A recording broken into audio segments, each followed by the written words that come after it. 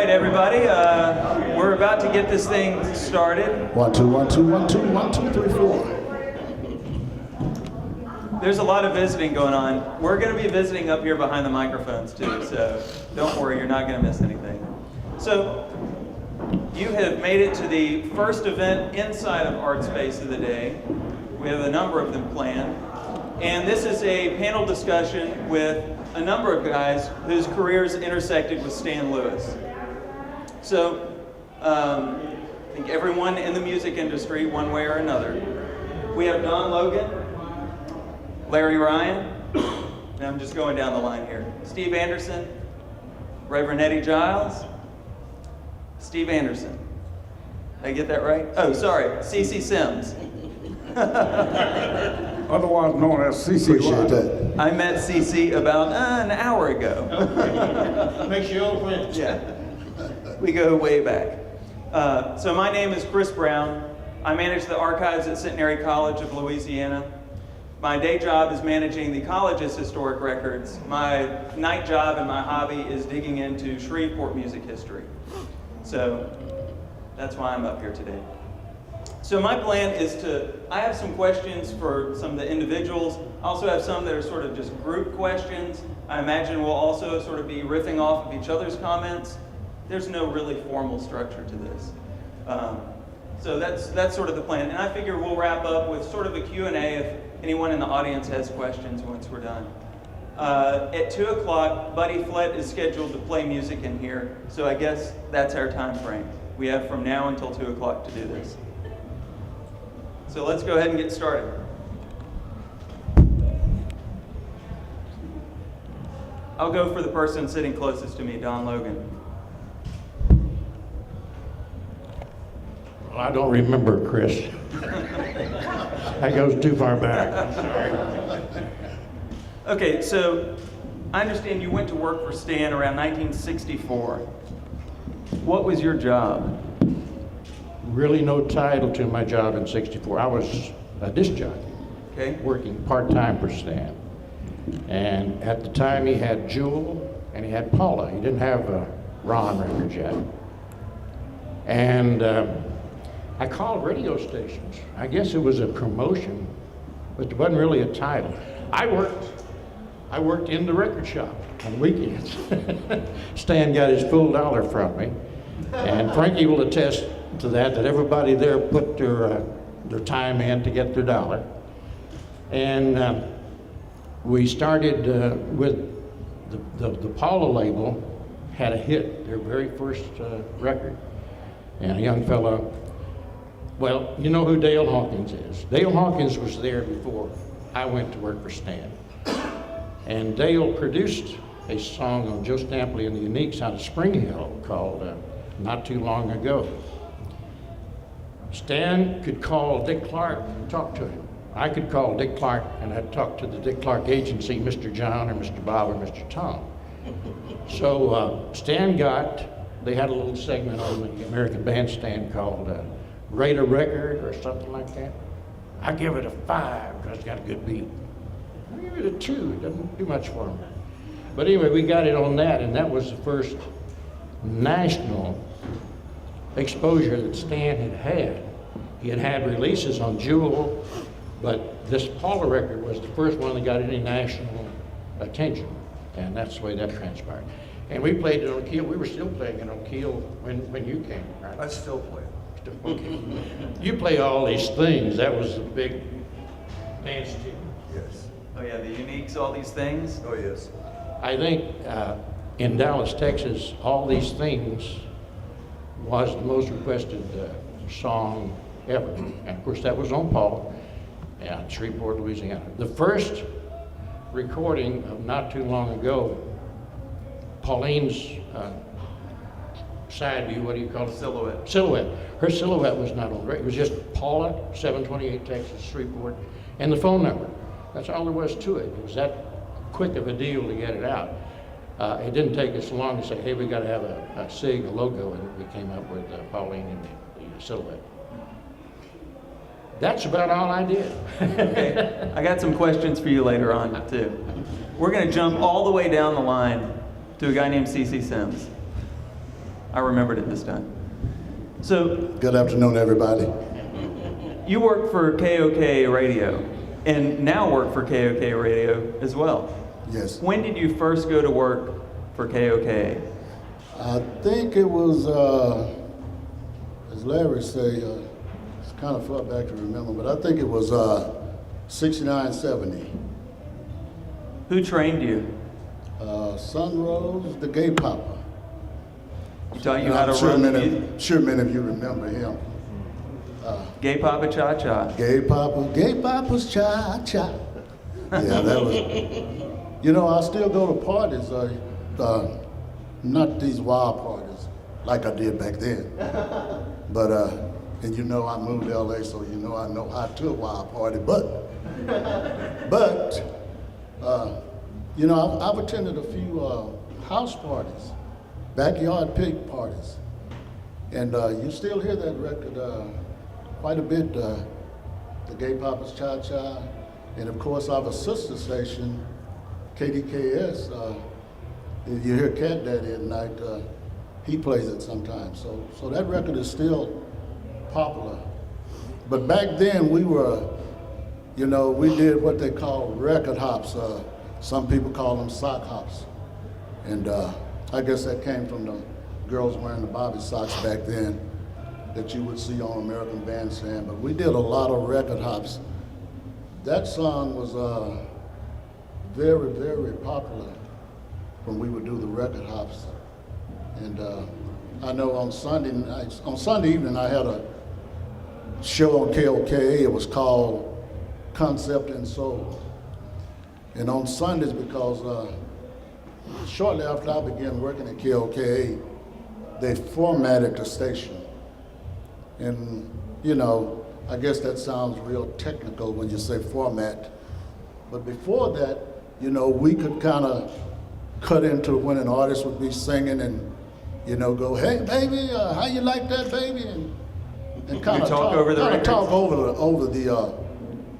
the person that was singing the record.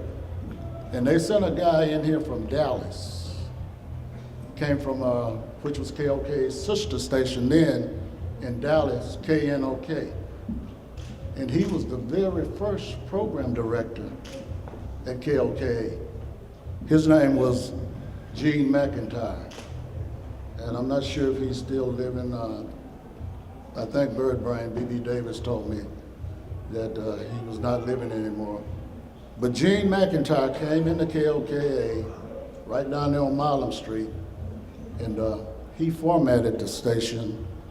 So that stopped us from doing all that wild stuff, you know, shouting over the artists who was singing. And, you know, we could talk right up to what they called the intro. And when it's time for the artist to step in, then we would step out. But KOK really became kind of sophisticated then.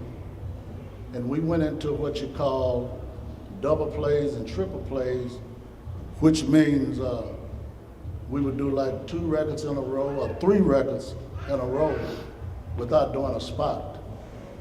And for those of you who may not be familiar with some of the radio terms, spot simply means a commercial break. But once the station was formatted, we would do like a double play, and I used to like to say, here's a double play on KOKA because that rhymed, or here's a triple play. And it was kind of a little catchy phrase, but people started really tuning into what you call black radio once we formatted the station.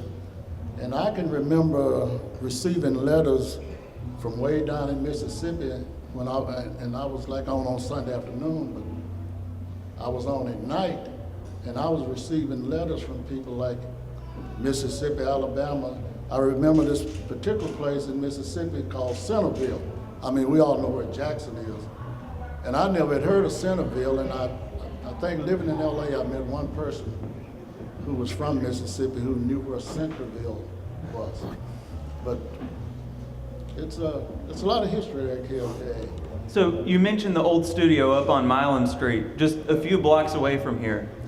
Can those of you who worked at that studio tell us a little bit about the layout of that building and what went on in there? I've heard stories of kids coming up to a window that faced the street. Yeah, but I can't tell you everything that went on in there.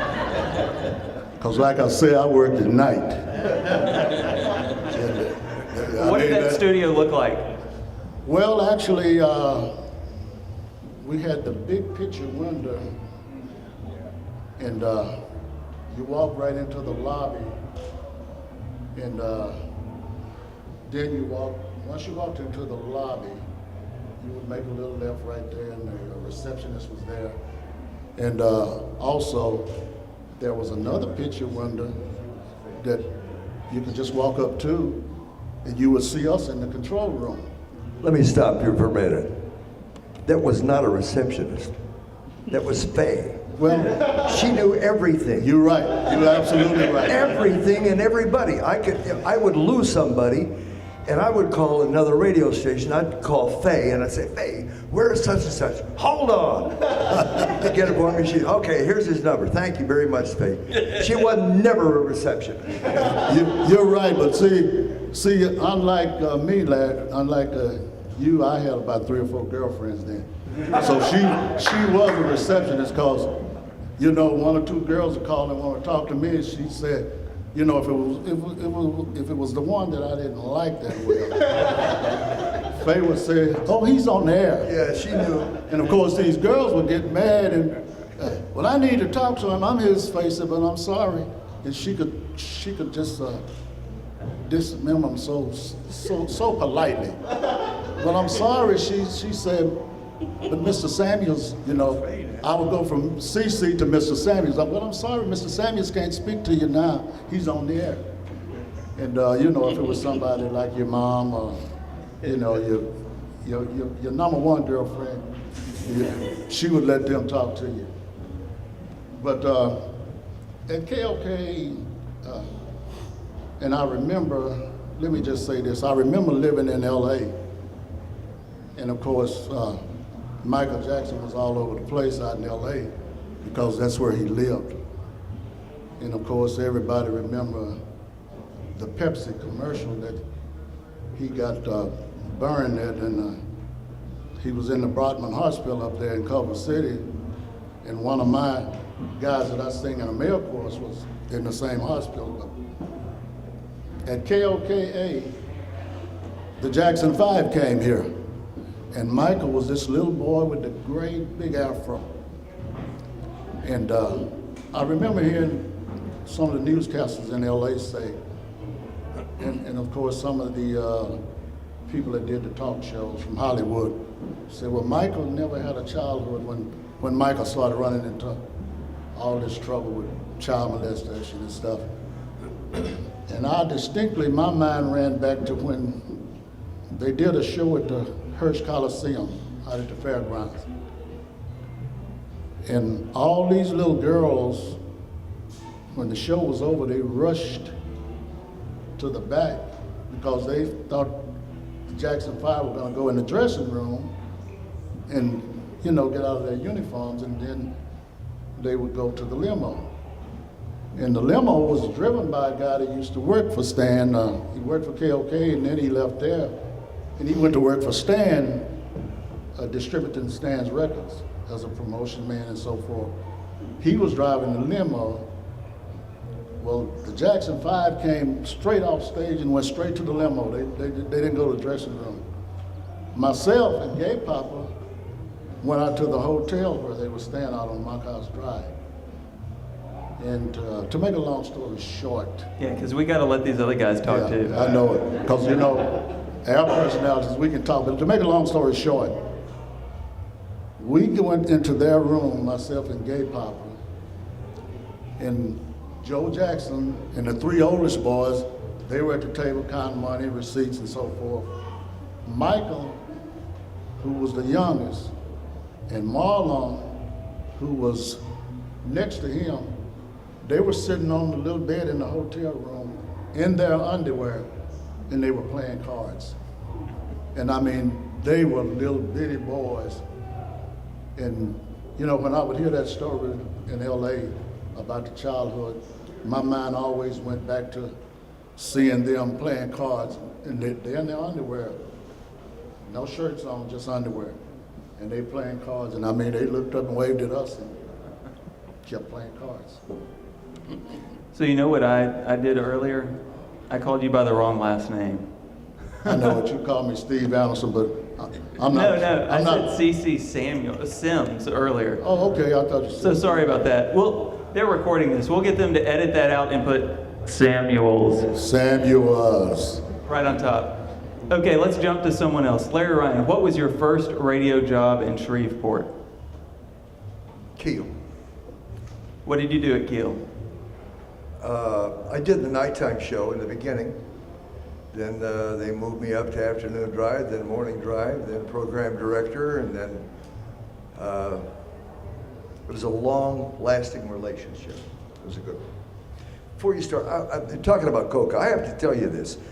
Stan's Record Shop, I used to listen to Stan's Record Shop from in 1954, 55, 56.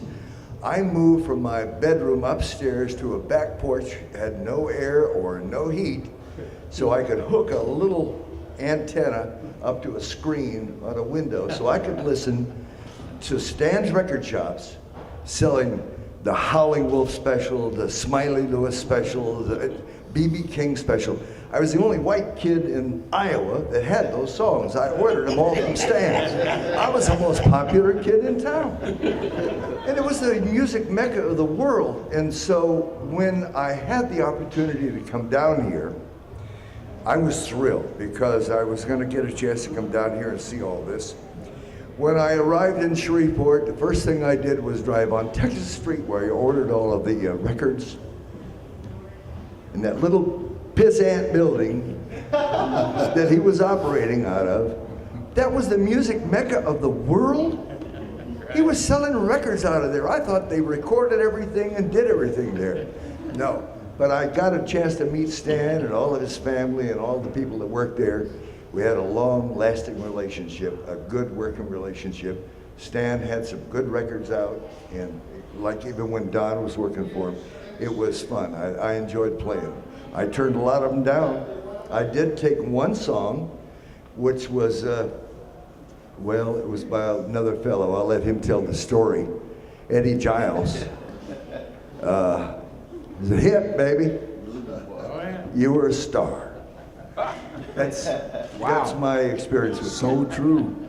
How about we jump over to Eddie Giles? Larry mentioned about ordering from mail order through Stan's. Stan was reading a book. It was the biography of Frankie, was it the singer from Minnesota, Bob Dylan, Bobby Zimmerman. That was his name. Zimmerman. In the book, Stan says, "Well, my goodness, Bob Dylan ordered records for me." Oh yeah. Yeah. I mean, I think for a lot of locals who just know of walking in the record store, giving him their allowance and buying a record, they didn't quite realize that Stan would partner up with other radio stations in other cities and be advertising mail order records from Stan's shop. Send a few dollars and you get a few 45s. A gentleman Frank Page, who just died, went by the name of Gabe Ma Brown. He broadcast on KAAY, which was a 50,000 watt powerhouse. That's the station I listened to buy all the stuff from Stan. You mentioned Eddie Giles earlier. Oh, yeah. I think we should switch over to him. Hey, Reverend. All right, Reverend Giles. In the late 1960s, you began recording for a local record label named Mirko Records, run by Dee Murray and Dick Martin. Right. And stamped on that Mirko Records, right at the bottom of the label, it said distributed by Jewel Records.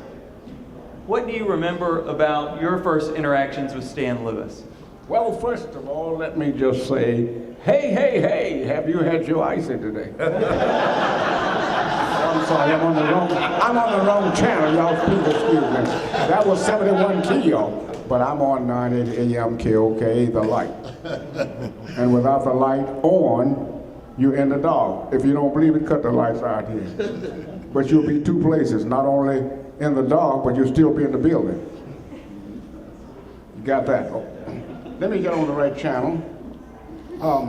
There are 26 alphabetical letters, and of course, A, B, C, D, E, F, G. So I'm 7, number of completion, Giles. But also, I practice the 3 B's, A, B. Be brief, be heard, and be gone. What I want to say is that you mentioned about the 60s. In 1968, in the summer, there were a total of 5 of us, namely Charles Lawrence, James R. Stewart, Willie Caveman Harris, and Earl Carter. And I had my first 1953 Ford that I paid $300 cash for. Picked them up on a Sunday evening, and we journeyed from Shreveport to Tyler, and I'm praying all the way that this 53 Ford would make it. But we went there with a U-Haul trailer, and we found Robin Hood Main Studio. And of course, made ourselves, we greeted each other and got set. And only, that studio had at that time only 4 tracks. So the drummer was on one track, bass player was on another track, sax player on one track, and I was on one track playing and singing at the same time. First recording, how am I going to do this? Well, a lot of us do 2 things at the same time, we don't really realize it. But I knew what I was doing because I had practiced, and I had practiced a song that I had written that was, a hit song, but it was a true song. I had played bass guitar in the early 60s with the Stretch Out Pilgrim Jubilees out of the windy city of Chicago, Illinois. And my first wife sent for me after a few years, say me or the group. I gave up the group and I came home like a good boy should. Had bought 3 rooms of furniture, had having the furniture here in Shreveport, and we were living all in a row. Her aunt, uncle, mother, and other uncle on the corner on Linwood. So I got me a job now over at the Fountain on Fairfield because they had built that for the opening. I knew how to serve food. So a few weeks after that, she left me. And I said, I'll be John Brown. You think that's what I said? I said something even worse. But anyway, I would take my guitar to work with me. And I said, now, gospel music is what I wanted to do. But somehow I got tricked out of that. And she's gone. Now what am I going to do? Well, the only thing I could think of to sit down and start writing. I said, I'm going to write me a hit song. I wrote out Lonely Boy. I said, no, that's not strong enough. Losing Boy. I said, yes, that's me. Why am I a losing boy? 1, I'm a losing boy because my baby's gone. I got the love sick blues. All I can do is weep and moan. I have lost my baby, and I don't mean baby. That makes me a losing boy. That's verse 1. Another verse. I'm through with romance and I'm giving up love. I'm even through counting the stars above. I have lost my chance and her romance. That makes me a losing boy. Made sense to me. So I thought I would, bring everybody else. I said, you don't know what this woman meant to me. If you did, you would say, Eddie, you have my sympathy. I'm like Ray Charles. I guess I was born to lose. I lost my baby when I lost you, and I started screaming, ah, yeah! And I'm still screaming. But I'm making a joyful noise now for the Lord. I used to be a loser, but I'm a winner now. That particular song, Losing Boy, during this time you had to have an A-side and a B-side. The B-side was, I got the blues, because if you're a loser, you got the blues. So, the first cut we did, that was 3 takes, I never shall forget. The third cut, Jim Ray, who was one of the owners of Merco Record, along with Dick Martin and Johnny Johnson. Not Johnny Johnson. Yeah, Jimmy Johnson. No, Jimmy Johnson, yes. Okay. After I did the third tape, they said, that's it. 3 tapes on Losing Boy. Then we went to the blues, and we completed the B-side. Both of those songs I wrote. Had never written a song before, but I predicted you speak those things as be not as though they were. It was a process that I went through in my life. So we mentioned about KOKA, and of course, I first were heard on KOKA as a musician. There were B.B. Davis, Sunrose Rutledge, Tim Jacobs, Russell Timmons, and all those guys played Losing Boy. But there was not a prom in the surrounding areas that we didn't play, whether it was African American or Caucasian, because KEEL played Losing Boy as well, thanks to my friend, Brother Larry. Somehow we can't get away from each other. We're in the same building. Yeah. We meet and greet. All right, guys, everyone's talked so far except one person. Can you nudge him and make sure he's awake?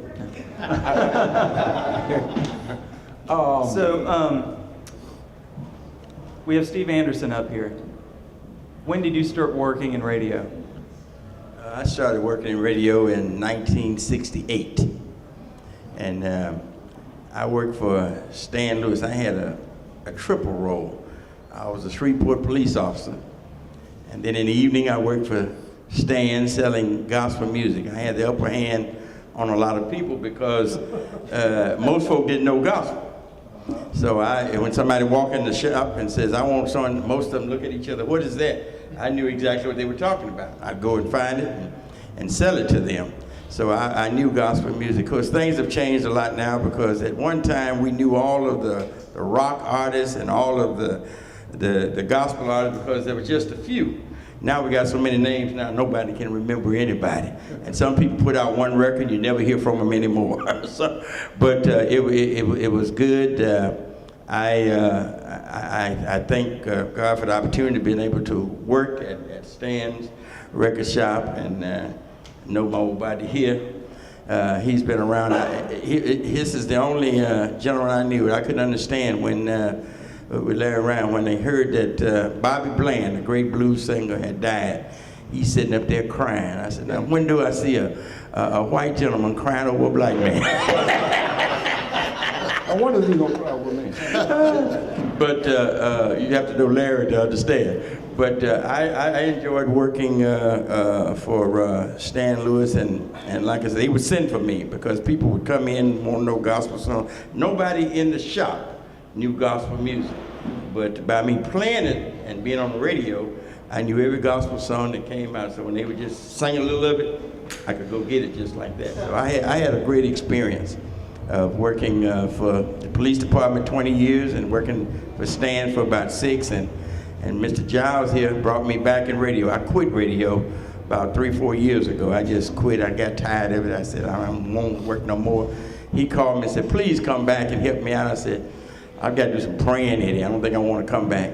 But he got me back in. And I don't want to boast, but we got, right now, KOK's got the best gospel program going, streaming on the World Wide Web. And we thank all of you for taking time out to listen. Thank you. Check us out. Hey, old KOK DJs, I got a question for you about this. The Do y'all survey. remember doing top 50 surveys? Yeah. Yes. Here's one from 1968. This says, B.B. Davis's and Gay Papa's top 50 survey. KOK, 10,000 watts. That's a lot of watts.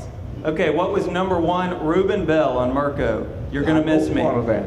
Then all the way down here, 24, Backdoor Friend by Lightning Hopkins on Jewel. I remember that one. And number 30, we got Barbara West on Ron, Oh Little Boy. What can you tell me about making these charts?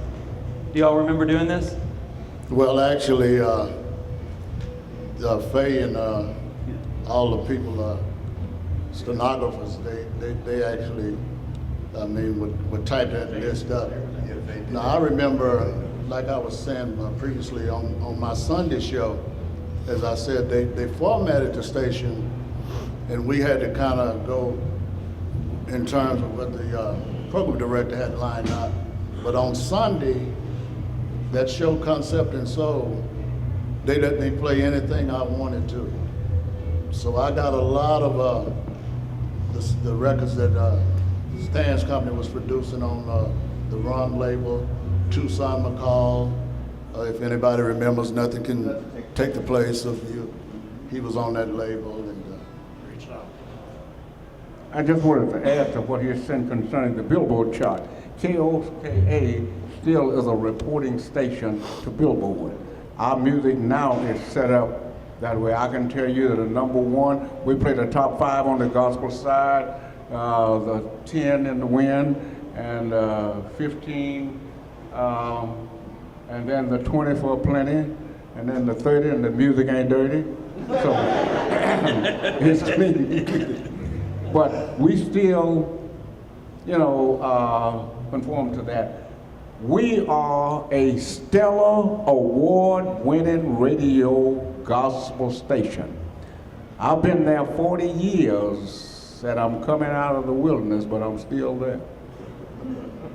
But 40 years with the same call letters, different owners, but the same call letters. Something must be attached to the back of me, in front of me, or something that they keep me. I've been there 40 years. I've tried to retire, but say, no way, Jose. I'm recovering. Thank God I'm alive today. I spent about 6 weeks away in the hospital and whatnot. They come on back. Thank God for Pastor Anderson. When I had my 4 heart attacks in a 15-day period, and Pastor Anderson was right there to see that things went on. Never say, well, I want to be it. He just kept things going, kept people informed. Those are the kind of people, that's the kind of brotherly love that the whole world needs. What the world needs now is love, sweet love. All right, guys, can I come back to Don Logan for a couple of questions? Let me say one thing. Yeah. You mentioned Tucson McCall. Stan's brother is Ronnie Lewis, one of his brothers. And we started a new label, and we wanted to call it Ron Records, R-O-N. And they're already, you guys remember Ron Records in New Orleans or Jackson, Mississippi, so we couldn't get a copyright on Ron. So Stan was very disappointed. He wanted to name it, Paula was after Pauline, his wife, and he wanted Ron to be after his brother. He was very disappointed. I said, well, hey, I used to spell my name D-O-N-N to be fancy. I said, let's call it R-O-N-N. So we did. Ron number 3, that means we had Ron number 1, number The 2. in crowd. I don't remember what they were. Bill Bush, I think, had one of them. But Ron number 3 was the song y'all mentioned. And the folks at Coca, the jocks there, could do something that Larry and I couldn't do. Somebody couldn't walk in off the street, a nobody, like Tucson McCall was a nobody. Well, he was a teacher. He was a great person. Yeah, he's from But Monroe, Louisiana. Yeah, music-wise, he was a nobody. We couldn't take somebody off the street and put the record on the turntable and play it, right? We had to vote on it. We had to have a music director say, well, it's in the charts or bubbling. These guys could take it and play it. So B.B. Davis is on the radio down here. Guy comes in from, Tucson McCall comes in from Monroe, stops at Stan's record shop, says, I've got a new record here. That record sounded like it was recorded in a garage.